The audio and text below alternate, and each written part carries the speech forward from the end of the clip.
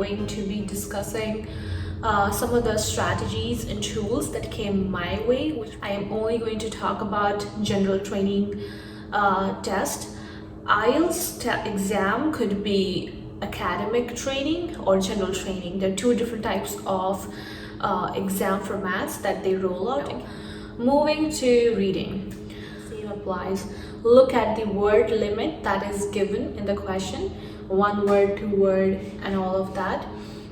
So active reading is just skimming through the paragraphs. People are like, do we need to read the questions first and then go back to the essays and just pick the information from the essay which we need for our answers, or should we do the other way, because that would consume a lot of time? But for me, how it worked was the reading section has 3 sections inside it.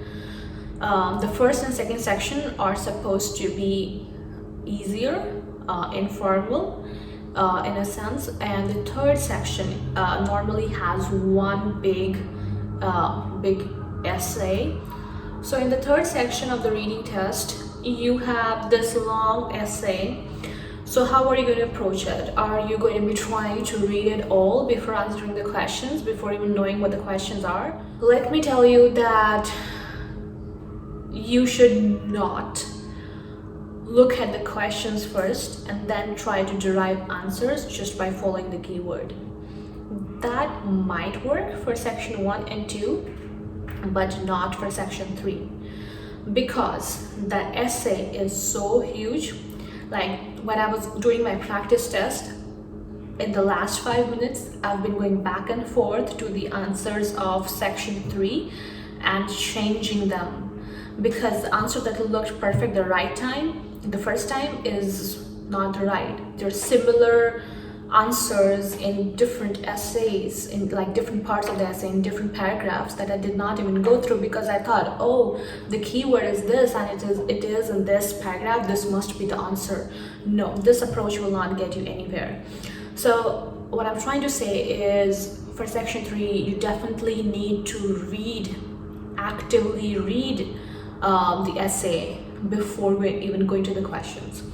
So when I'm saying reading, I'm not saying spend your 20 minutes just by trying to understand the gist of that essay. No, believe me, it will help you to not give wrong answers to similar looking questions. So once you just give like 2 to 5 minutes based on the length of the essay, so that you at least know what are they talking about. Maybe the topic itself is so complex. For example, they're talking about some child galaxy of a parent galaxy in some part of the constellation and all of that.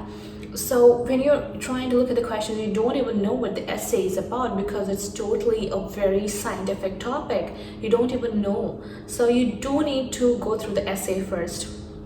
Now, there's no one way to get the right answer the first time. Believe me, it only depends on how good you are at looking. So definitely look for keywords. If it is about a volcano, and so talking about a special type of stones, so do look for that keyword. If you find that in more than one place, try to read both of those sentences. But you know, the main aim should be trying to write your answers as quickly as you can. And if you want to recheck them, cross-check them, do it in the extra time you have left at the end of this test. Don't try to keep revisiting the answers that you thought are correct the first time. Knowing that essay, like knowing the topic and the contents of that as you answer the questions, will give you a deeper insight in what the essay is really about. So after you have gone through all of the questions, if you want to revisit them, you know exactly which part of the paragraph had which information.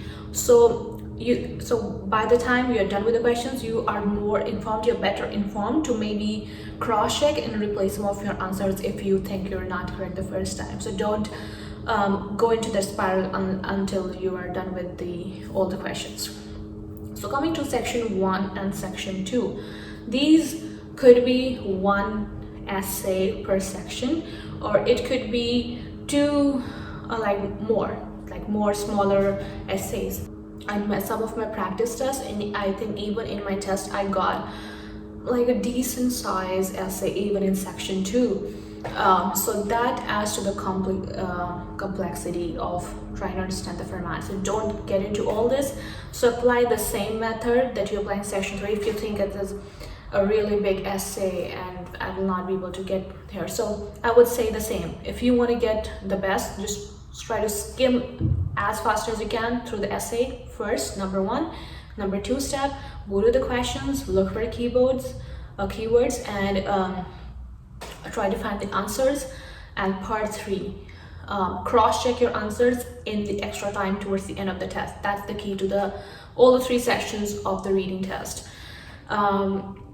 I think yes, that's it. Also, I would like to talk about a specific type of questions, which is when you're trying to match the headings. Like you have a list of headings like titles for each paragraph of a bigger essay, and you're asked to match those headings which make the most sense for each paragraph. But how I approached this question was I would read while I'm reading the essay, when I'm actively reading the essay. I've read this paragraph, the first paragraph, and then I'll look at the list, what makes the most sense. So what I'm doing right now is, like, when I'm doing this, I'm trying to skim through the essay, which will definitely be helpful for my other questions. But meanwhile, I'm also answering a question which is based on what could be the potential title, which is the best heading or title for this paragraph. So that's how I approach this kind of question. So other type of questions are true, false, and not given. I still don't have a set strategy for that, but I would just say something that is not given. Not given means it's not given. We do not know, as simple as that, because not given and false was trying to understand the difference between these two was my biggest weakness. So I will not prophesize my technique and then try to reach out to more sources. Like that means try to understand what's the difference between